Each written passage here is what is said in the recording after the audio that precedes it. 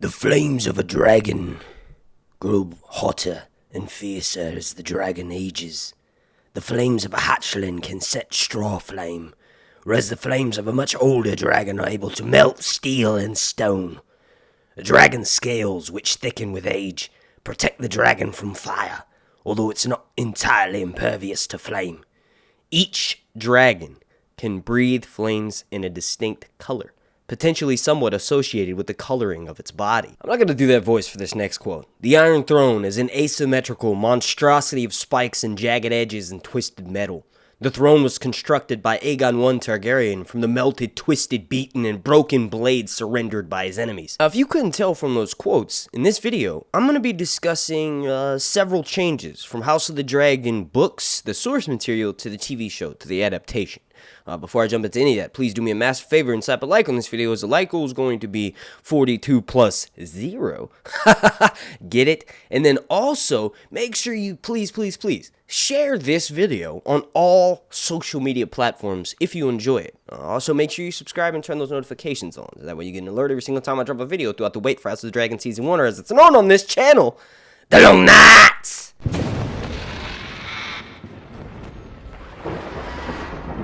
Alright, now this first one is kind of like a what if. It's a quote that I mentioned at the beginning of this video, with dragon flame. The dragon flame is supposed to be associated with its color. And in the Game of Thrones TV show, which is kind of what we sort of have to base most of their decisions off of, like obviously they changed the Iron Throne, but that could easily be explained.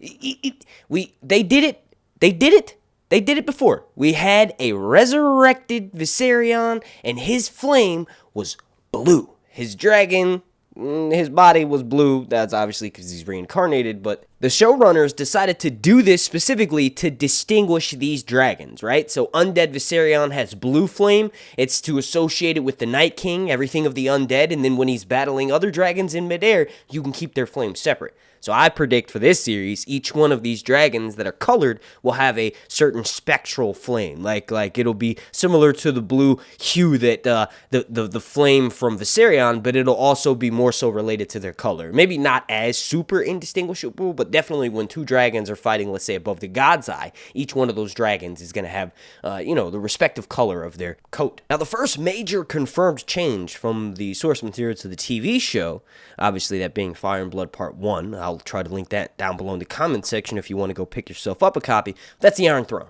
The Iron Throne from the House of the Dragon Season 1 teaser trailer clearly looks a lot different from the main series. Okay, well, to be fair, not a lot, but it has more swords, which makes sense because there are thousands of blades of Aegon's enemies that construct this monstrosity of spikes. It was built by blacksmiths and not by architecturists, because it's described as that way, like it's an uneven mass. It's meant to be intimidating. You're supposed to be imposing to whoever's below you. Like when you're seated on the Iron Throne, your subjects know that you're in power. The Iron Throne helps to basically visualize that. So on this new series, it looks like they're going with a slightly more book accurate version of the Iron Throne.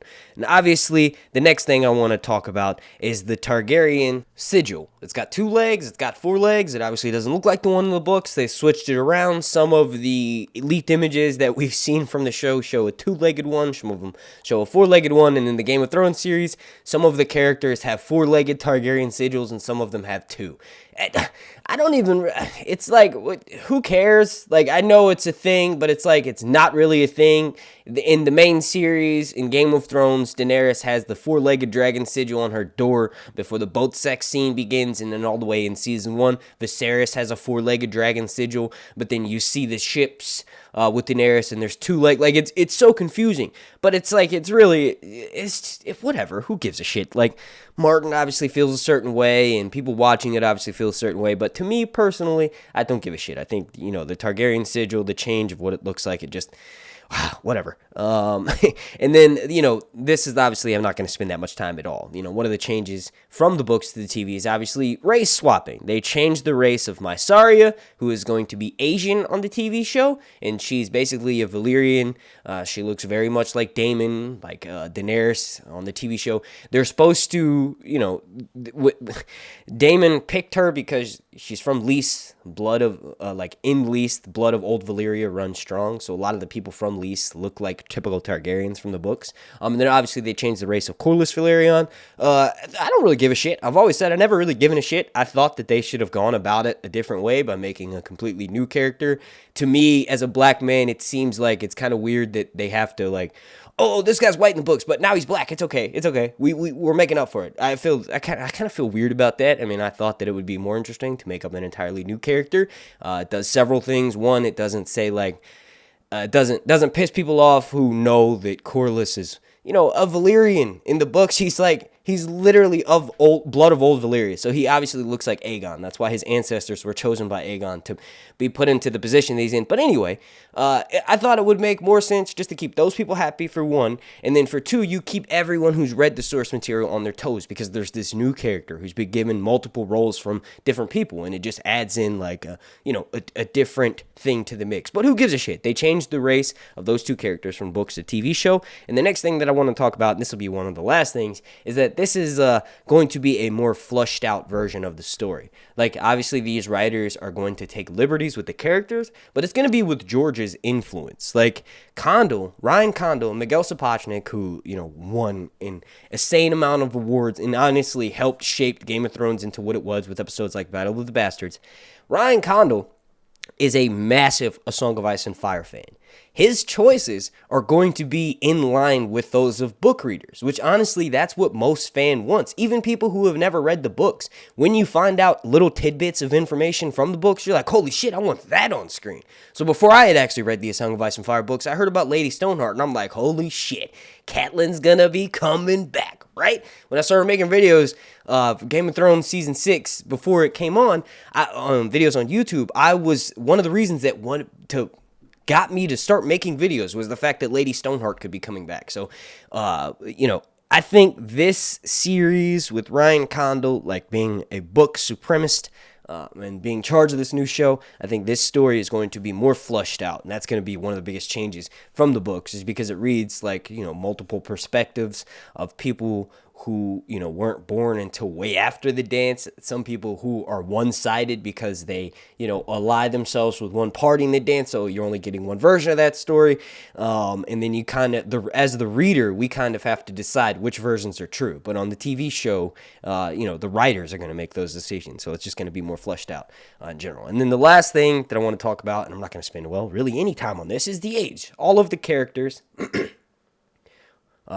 from Game of Thrones and for House of the Dragon, their ages are changed up and down, both ways. So some characters are older than their book counterparts, some characters are younger. They do it for visual reasons. Like, if you thought that this was going to be a page-by-page retelling of Fire and Blood Part 1 and Princess and the Queen and the Rogue Prince, the King's brother, it's not. It's going to be an adaptation of that, an adaptation of the source material. And I think what most people can all agree with going into this show is that they remain slightly more faithful than the main series.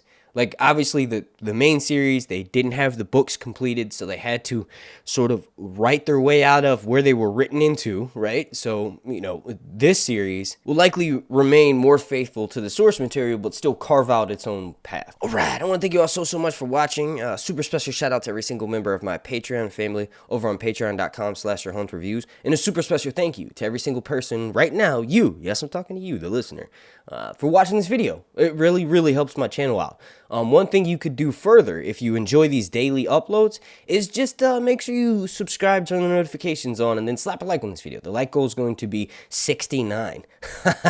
That's a sex joke. But also, if you could please share it on Reddit and on Twitter and on Facebook and on Instagram and really any social media platform you can. Thanks for watching. My name's Mark, and remember, the wait for House of the Dragon. Oh, God, I always mess up these intros now.